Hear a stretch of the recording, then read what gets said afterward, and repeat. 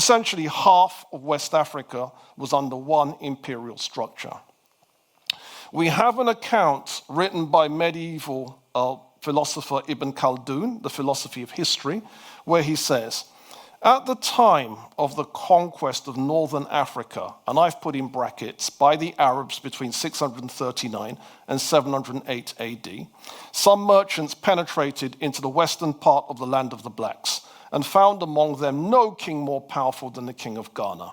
His states extended westwards to the shores of the Atlantic Ocean. Kumbi Saleh, the capital of this strong populous nation, was made up of 2 towns and formed one of the greatest and best populated cities in the world, says Ibn Khaldun.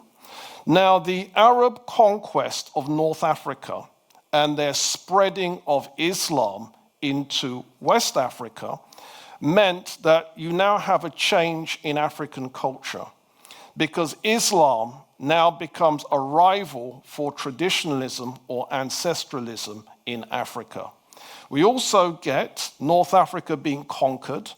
The original North Africans used to be black Africans, but by the time we've got the Arab conquest, that now changes, and North Africa faces what we call the Great Migrations. So if you go to places like Morocco, Tunisia, Libya, Algeria, and you're wondering, but this is supposed to be Africa, where are the Africans at? Well, essentially, the first refugee crisis. There was a North African queen who stood up to the Arab invaders called Dahia el-Kahina. She was captured and killed. But we also get Islamic sources of African history written by Arabs. And as Islam starts to spread, people convert, sources also written by Africans. And one of those sources is Ibn Khaldun's Surat al-Ad, 951 AD. Now, the topic area that I'm going to quote is the relationships between the city-state of Aldergast, which is in West Africa, and the other kings. Let's read it. The king of Aldergast maintains relations with the king of Ghana.